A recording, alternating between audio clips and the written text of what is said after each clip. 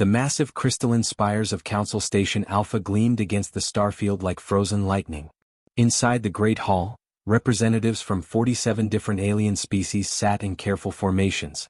Some floated in gravity fields, others perched on specialized platforms, and a few existed as pure energy contained in shimmering spheres. All of them watched the docking bay displays with nervous attention. The humans were coming. Ambassador Velnara of the Hegemony adjusted her ceremonial robes with 3 of her 4 arms while her compound eyes tracked the incoming human vessel. It was surprisingly small and plain compared to the warships her species used for first contact. No weapons visible on the hull. No intimidating design features. Just a simple white ship that looked almost peaceful. "Remember the protocols," she whispered to her aide through their private communication link.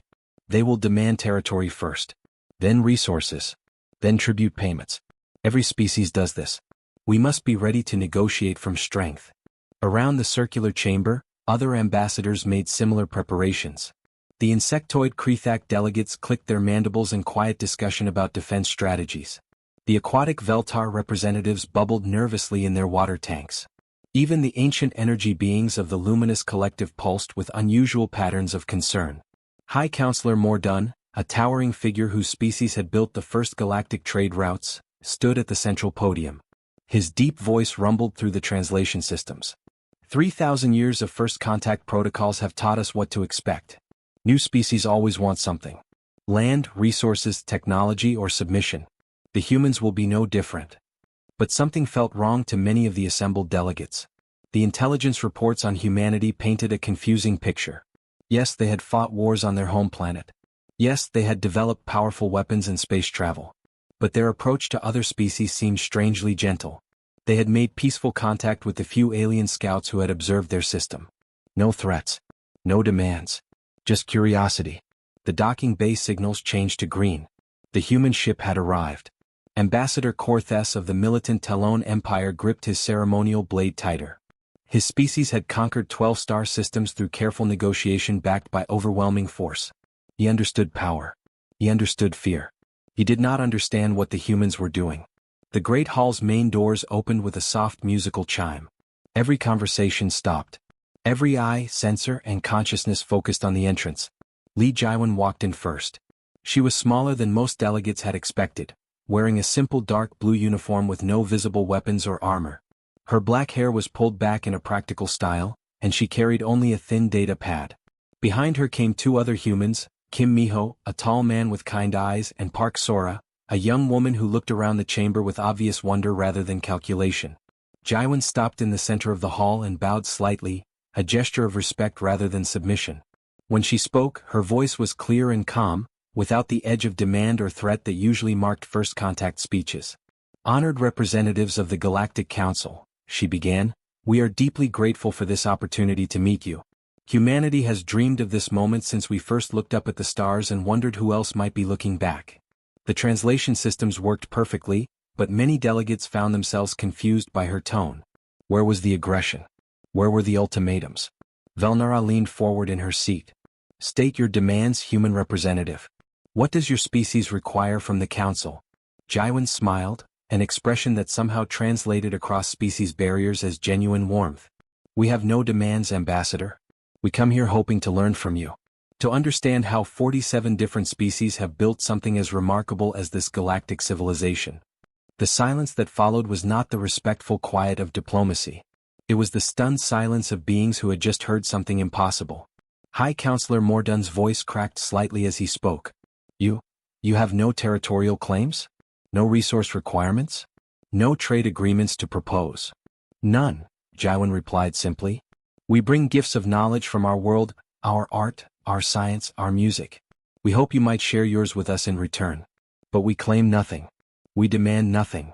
Ambassador Zekthari of the trading guilds felt his primary heart skip a beat. In all his centuries of negotiation, no species had ever come to the table empty-handed. There was always an angle, always a hidden agenda. His secondary brain began running threat assessments while his primary consciousness struggled to process what he was hearing. Kim Miho stepped forward slightly. "If I may," he said politely, "we have been studying your public communications for months. The way your species work together, share resources, and resolve conflicts. We have much to learn from you." Our hope is that we might contribute something useful to this community in return. Park Sora nodded enthusiastically. The poetry we've intercepted from the Veltar composers is beautiful beyond words. The mathematical theories from the energy beings have revolutionized our understanding of physics. We are like children who have just discovered a vast library. We want to read, to learn, to grow. The Krethak delegate's mandibles clicked rapidly, a sign of extreme confusion in his species. The Veltar representatives' tanks bubbled furiously as they communicated in subsonic frequencies. The energy beings pulsed in patterns no one had seen before. Velnara finally found her voice. What do you want in exchange for this, cooperation? Jaiwan's smile widened. The chance to be friends. The opportunity to learn from beings who have solved problems we never imagined, who have created beauty we never dreamed of, who have built a civilization that spans the galaxy through cooperation rather than conquest. The chamber erupted in whispers, clicks, bubbles, and energy fluctuations. Never in galactic history had first contact proceeded like this. And that terrified them more than any weapon ever could. 3 weeks had passed since the humans arrived at Council Station Alpha, and Ambassador Velnara found herself watching the security feeds with growing unease. The humans were everywhere, but not in the way she had expected. They were not mapping strategic locations or studying defensive systems. Instead, they were talking to everyone. Right now, Li Jaiwan sat in the botanical gardens with Elder Teshka of the plant-based Verdani, asking detailed questions about soil composition on different worlds. Kim Miho was in the engineering section, excitedly discussing power generation methods with the crystalline beings who maintain the station's energy systems. Park Sora had spent the entire morning in the cultural archives, learning traditional songs from species she had never heard of before. This is wrong, Velnara muttered to her aide. Species do not behave this way during first contact. There must be a purpose we are not seeing. Her aide, a younger member of the hegemony named Colven, pulled up more security data on his portable screen. The humans have made contact with representatives from 38 different species in the past week alone. But look at their conversation patterns. The data showed something unprecedented. The humans asked questions but gave information freely in return. They shared technical knowledge about their propulsion systems when asked. They demonstrated their art forms to anyone who showed interest. They even taught cooking methods to species whose digestive systems were completely different from their own. In the station's main cafeteria, a crowd had gathered around Park Sora as she showed a group of young Krethak how humans prepared food. The insectoid beings could not eat human food, but they watched with fascination as she explained the cultural meanings behind different cooking methods. Food is more than nutrition for us, Sora explained through the translation system. It brings families together. It celebrates important moments. It shows care for others. One young Krethak clicked his mandibles thoughtfully. We have similar traditions but with different substances. Perhaps we could share our ceremonial preparation methods. I would love that, Sora replied with genuine excitement. Ambassador Korthes of the Talon Empire observed this exchange from across the cafeteria, his hand resting unconsciously on his ceremonial weapon. His species had built their empire through strength and clear hierarchy. They took what they needed and protected what they claimed. The human approach made no sense to his military mind. He activated his personal communicator and contacted his aide. Send word to the home fleet. I need detailed analysis of human military capabilities. These peaceful actions must be covering some form of preparation for conquest. But the intelligence reports that came back only deepen the mystery. Human military forces remained in their home system. Their ships showed no signs of mobilization. Their communications carried no coded messages about invasion plans. If anything, humanity seemed to be reducing their military readiness now that they had made contact with the galaxy. Meanwhile, in the station's medical bay, Kim Miho worked alongside Dr. Histar, a healer from the amphibious Aquari species. They were comparing notes on treating injuries in different atmospheric conditions. Your medical techniques are fascinating, Miho said as he examined a healing device that worked by manipulating cellular regeneration. We have nothing like this. Could you teach us the principles? Dr. Histar's gills fluttered with surprise. You would share your medical knowledge as well? Without payment or trade agreements. Of course, Miho replied. Knowledge that saves lives should belong to everyone. This conversation was overheard by several other species medical personnel, who began approaching with their own techniques to share. Within hours, an impromptu medical conference had formed, with beings sharing healing methods that had been kept as closely guarded secrets for centuries. High Counselor Mordun called an emergency session with the senior ambassadors that evening. The Great Council chamber felt tense as representatives from the major species gathered in closed session. The situation is becoming concerning, Mordun announced. The humans continue to integrate with our society, but their motives remain unclear. They ask for nothing, demand nothing, yet they gain access to information from across our civilization. Ambassador Zekthari of the trading guilds nodded agreement. My economic analysts cannot determine their strategy. They offer valuable knowledge freely. They help solve problems without asking for compensation. This violates every principle of interstellar commerce. Perhaps that is their strategy, suggested Velnara. Make themselves indispensable through generosity, then reveal their true demands when we are dependent on them. But even as she said it, the words felt wrong. The humans showed no signs of building leverage or creating dependency. If anything, they seemed focused on teaching others to be more independent and capable. In the station's communication center, something unprecedented was happening. A trade dispute between the mining colony of Kepler 442b and the gas harvesting platforms of the Titan Nebula had been deadlocked for months. Neither side would compromise, and the Galactic Council had been preparing for a lengthy arbitration process. Li Jiwen had asked to observe the proceedings, claiming she wanted to learn about galactic law. But during a break in the negotiations, she had made a simple suggestion. What if both colonies shared their extraction data with each other? The miners might find more efficient techniques by understanding gas dynamics, and the gas harvesters might discover new mineral deposits in areas they had overlooked. The idea was so simple that both sides initially dismissed it. But after thinking it over, they realized it could benefit everyone involved. The deadlock that had lasted months resolved itself in 3 days. Word of this success spread quickly through the station. Other minor disputes began finding solutions as species started talking to each other instead of just arguing their positions.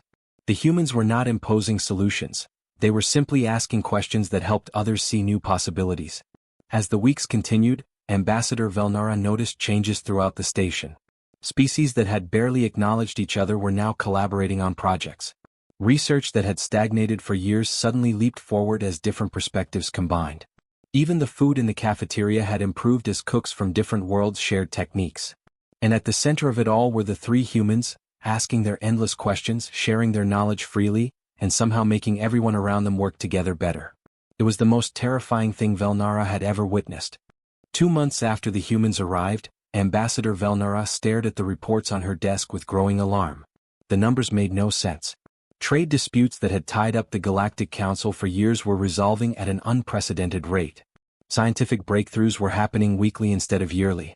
Even the station's energy efficiency had improved by 30%. All because of 3 humans who claimed they wanted nothing. She pressed her communication button with one of her 4 hands. Get me intelligence reports on human activities for the past week. The data that appeared on her holographic display should have been routine.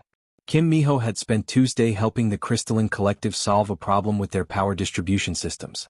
Park Sora had organized a cultural exchange where 12 different species shared their traditional music. Li Jiwen had mediated a resource allocation discussion between 3 mining colonies that had been arguing for 6 months. What terrified Velnara was not what the humans were doing. It was what happened afterward. The Crystalline Collective had not only fixed their power problem but had also developed a new energy-sharing network with 2 neighboring species. The cultural exchange had led to collaborative art projects that were already being celebrated across 5-star systems. The mining colonies had not only resolved their dispute but had formed a cooperative that was now more profitable for everyone involved. They are changing us, she whispered to herself. Without force, without threats, without demands. They are changing how we think. In the station's main conference room, something unprecedented was taking place. Representatives from the Zephyrian Trade Consortium and the Independent Miners Guild sat across from each other for the first time in 3 years. Their dispute over mineral rights in the Outer Rim had caused trade disruptions across 17 systems. Li Jiwen sat at the side of the table, not as a mediator but as an observer. She had simply asked both sides if she could listen to their arguments to better understand galactic commerce. But her questions had changed everything. When you extract minerals from these asteroids, she had asked the miners, do you have any use for the residual gases that are released? No, replied Mining Chief Forcan. We vent them into space. They are worthless byproducts. Jiwen had turned to the Zephyrian representative. And your people need these same gases for your atmospheric processors? Yes, but harvesting them directly from space is expensive and inefficient, Trade Director Meloth had answered. What if the miners collected the gases as they worked and sold them to you at cost? Jaiwan had asked. The miners would earn extra revenue from their waste products, and you would get the gases you need at a fraction of the current price. The solution was so obvious that both sides wondered why they had not thought of it themselves. Within hours, they had drafted an agreement that benefited everyone. But more importantly, they had started talking to each other as partners instead of enemies. News of this success reached Ambassador Corthes of the Talon Empire, and it filled him with dread. His species had built their power through military strength and careful control of resources.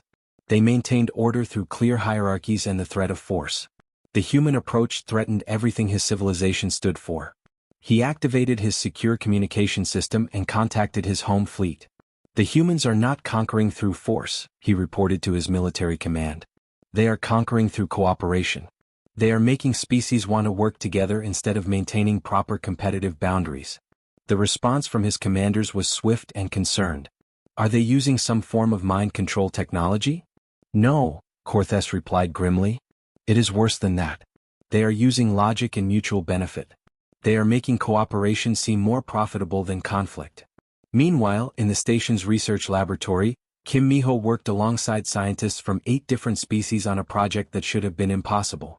They were trying to develop a new type of shield technology that could protect ships from the dangerous radiation found in certain star systems.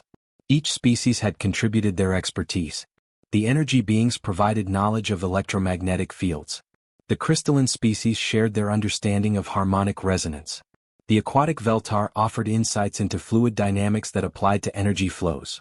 This is amazing, Miho said as he reviewed their combined data. Separately, each of our technologies could only solve part of the problem. Together, we are creating something completely new. Dr. Heistar, the Aquari healer who had become friends with Miho, nodded agreement. In the past, we would have competed to develop this technology first.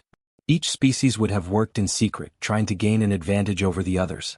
Now we work together and we achieve in weeks what might have taken us years alone. But this collaboration worried many of the station's senior staff.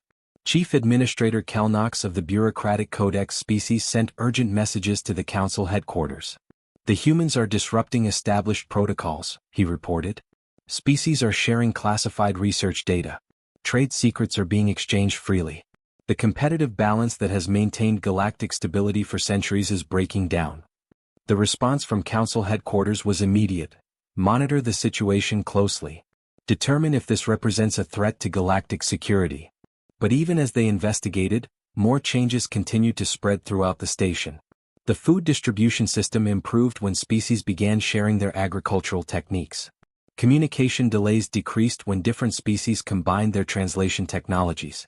Even crime rates dropped as communities that had never interacted before began forming friendships.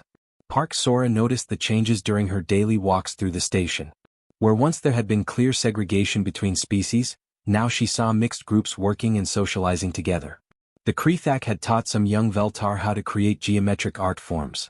The energy beings were collaborating with the crystalline species on a musical composition that used light patterns as instruments. It is beautiful, she told Jaiwan that evening as they reviewed their daily reports. Everyone is becoming more than they were before. Jaiwan nodded, but she had also noticed the worried looks from many of the senior ambassadors. They are scared of what we represent.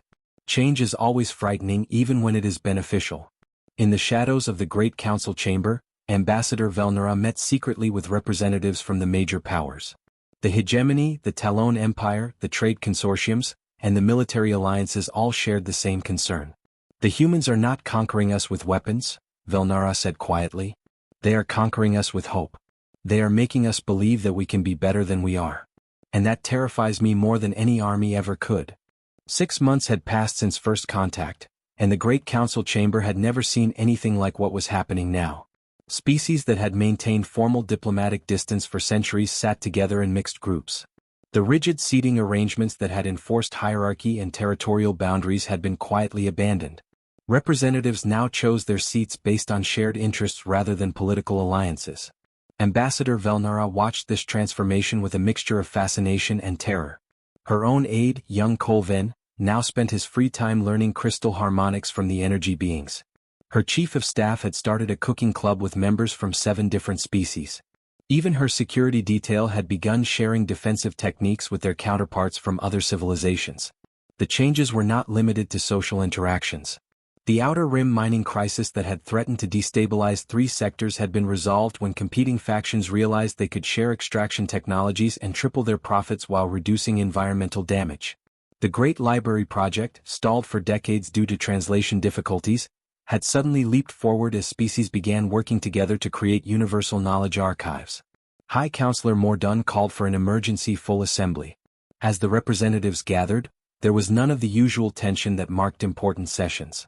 Instead, there was an atmosphere of curious anticipation, as if everyone was eager to see what new possibility might emerge from their discussions. Lee Jaiwan entered the chamber accompanied by Kim Miho and Park Sora, but they were no longer the isolated outsiders they had been months earlier. Dozens of beings from various species nodded greetings or made gestures of welcome in their own cultural traditions. The humans had somehow become part of the fabric of the station's community without anyone quite noticing when it had happened. Mordun's voice carried a note of bewilderment as he addressed the assembly. We have called this session to address an unprecedented situation. In 6 months of human presence, we have witnessed changes that typically take decades or centuries to achieve. Trade disputes have resolved, scientific breakthroughs have accelerated, and cooperation between species has reached levels we have never recorded in galactic history. He paused, looking directly at Jaiwan. We need to understand what you have done to us. What technology are you using? What methods have you employed to alter our behavior patterns? Jaiwan stood slowly and the chamber fell silent. Her expression was calm but thoughtful, as if she was carefully considering how to explain something complex. Honored Counselor, she began, we have used no technology beyond our translation devices. We have employed no methods except curiosity, listening, and sharing what we know. We have done nothing to you except believe that you are capable of greatness. Ambassador Zekthari of the trading guilds leaned forward. That cannot be the complete explanation. Species do not change their fundamental behaviors simply because strangers believe in them. Kim Miho stepped forward. With respect, Ambassador, perhaps they do. On our world, we learned something important through thousands of years of conflict and cooperation. When people believe they are enemies, they act like enemies. When they believe they are partners, they act like partners. We came here believing you were partners we had not met yet. The chamber buzzed with quiet conversations in dozens of languages. Many representatives were beginning to understand something that both excited and frightened them. Park Sora spoke next, her voice carrying the enthusiasm that had become familiar to everyone on the station. We have been amazed by what we have learned here. The Veltar poetry that teaches mathematical concepts through rhythm. The Krethak engineering that uses biological principles to create stronger materials. The energy being's philosophy that sees time as a creative force rather than a limitation. Every species here has solved problems we never imagined and created beauty we never dreamed possible. She gestured around the chamber. But what amazed us most was that you were not sharing these incredible achievements with each other. You had built separate greatness instead of combined greatness. Ambassador Korthes stood abruptly, his ceremonial armor clanking. You speak of cooperation as if it is simple. But civilizations require order, hierarchy, controlled competition. Without these structures there is chaos. Jaiwan nodded respectfully. You are right that civilizations need structure. But we wondered if the structure might be cooperation instead of competition. What if the goal was not to be stronger than others, but to make everyone stronger together? And what do you gain from this approach? Demanded Ambassador Velnara. What benefit does humanity receive from making other species more capable? The question hung in the air for a long moment. Around the chamber, representatives from dozens of species waited for an answer that might finally reveal the humans' true agenda. Jaiwan smiled, the same warm expression that had become familiar throughout the station. We gain friends. We gain teachers. We gain a galaxy where our children can grow up learning from beings who see the universe in ways we never could. We gain the chance to be part of something larger and more beautiful than any one species could create alone. She paused, looking around the chamber at faces, energy patterns and sensory organs from dozens of different evolutionary paths. We learned on our homeworld that the problems we face are too big and too complex for any one group to solve alone. Climate change, resource distribution, exploration of the universe, the search for meaning and beauty in existence. These challenges require all of our different strengths working together. Kim Miho added, when we first received signals from your civilization, we were not just excited to meet new species. We were relieved. We realized we were not alone in trying to build something better. The chamber was completely silent now. Many representatives were beginning to understand that the humans had not been hiding their agenda. They had been stating it clearly from the beginning, but it had been so unprecedented that no one could believe it was real. High Counselor Mordun's voice was quiet when he spoke again. You truly came here with no demands, no territorial claims, no resource requirements. You came seeking only cooperation and mutual benefit. Yes, Jaiwan replied simply. Is that not enough? For the first time in galactic history, the answer was becoming clear. It was more than enough. It was everything they had never known they wanted. The vote was unlike anything in the 3,000-year history of the Galactic Council. There were no lengthy debates, no behind-the-scenes negotiations, no carefully worded compromises. When High Counselor Mordun called for the formal acceptance of humanity into the galactic community, every single representative, all 47 species, voted in favor. Ambassador Velnera found herself standing and applauding alongside beings she had barely spoken to for decades. The Krethak clicked their mandibles in rhythmic approval. The aquatic Veltar created bubbling harmonies in their tanks. Even the ancient energy beings pulsed with patterns of joy that had not been seen in centuries. But the real celebration was not in the Great Chamber. It was happening throughout the station, where friendships that had formed over 6 months were now becoming permanent partnerships. In the research laboratories, mixed-species teams were already planning projects that would have been impossible before.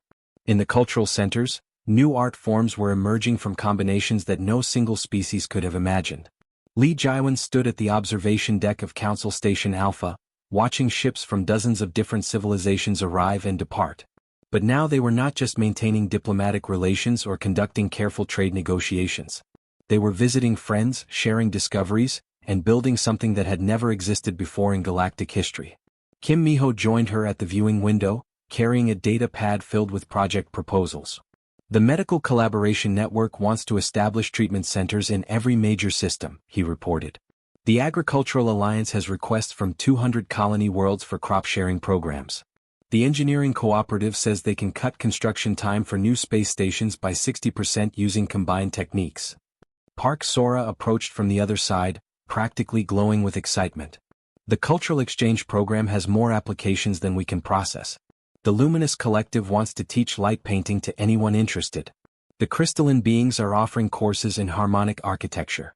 3 species have volunteered to host the first intergalactic music festival. Jaiwan smiled as she watched a hegemony transport dock next to a Talon Empire cruiser, their crews working together to transfer supplies for a joint exploration mission to the Andromeda Galaxy. It is working faster than we ever hoped. But the real measure of change was not in the grand projects or official collaborations. It was in the small moments that happened every day throughout the galaxy. On the mining station of Kepler 442b, human children played with young Krethak in games that combined both species' traditions. In the research facilities of the Veltar homeworld, scientists from 8 different civilizations worked side by side, translating concepts that had never been shared before. The transformation was not without challenges. Some older representatives struggled with the rapid pace of change. A few remote colonies remained suspicious of the new cooperative approach. Traditional power structures that had maintained stability for centuries had to be carefully restructured to accommodate the new reality. But the benefits far outweighed the difficulties. The Galactic Defense Fleet, which had existed primarily to prevent conflicts between species, found itself reorganized into an exploration and rescue service. Instead of preparing for wars that never came, they now helped establish new colonies, responded to natural disasters, and protected all species equally. Ambassador Korthes of the Talon Empire discovered that his military expertise was more valuable than ever, but in ways he had never expected. His knowledge of strategy and logistics made him invaluable in coordinating the massive cooperative projects that were transforming the galaxy. He found himself working closely with former enemies, and to his surprise, he enjoyed it more than the isolation and suspicion that had marked his earlier career. The economic changes were equally dramatic. The old system of competitive trade guilds gave way to resource-sharing networks that ensured no world went without essential supplies. The scarcity-based economics that had driven much of galactic politics for millennia were replaced by abundance-based systems that focused on making sure everyone had what they needed to thrive. Dr. Heistar of the Aquari Medical Corps found himself leading a research team that included healers from 23 different species. Their combined knowledge had already produced treatments for diseases that had plagued individual civilizations for centuries. More importantly, they had established medical stations throughout the galaxy where any being could receive care regardless of their species or ability to pay. The changes reached even the most remote corners of galactic civilization. The independent traders who had operated on the margins of society found themselves welcome in the new cooperative networks. Pirates who had preyed on isolated shipping found more profit in joining legitimate salvage and rescue operations. Entire species that had been marginalized or ignored by the major powers discovered that their unique perspectives and abilities were valued and needed. 5 years after first contact, Lee Jaiwan stood once again in the Great Council chamber, but it was barely recognizable. The rigid seating arrangements had been replaced by comfortable gathering areas where representatives could interact freely. The formal protocols that had governed every interaction had evolved into flexible guidelines that encouraged creativity and collaboration. The humans changed everything, Ambassador Velnara said as she joined Jaiwan near the central area where the old podium had once stood. But I begin to understand that they did not change us at all. They simply showed us what we were capable of becoming. Jaiwan nodded, watching a group of young beings from a dozen different species working together on a holographic model of a new type of space station. We had the same realization on our homeworld. We are not different people when we cooperate instead of compete. We are the same people, but we become our best selves instead of our worst selves. The galaxy had learned the most important lesson in the universe. The greatest power was not in dominating others, but in helping everyone become more than they could be alone. The humans had not conquered the galaxy. They had simply shown it how to conquer itself by refusing to conquer it all. In the end, the stars themselves seemed brighter, as if the universe approved of what its children had finally learned to do together.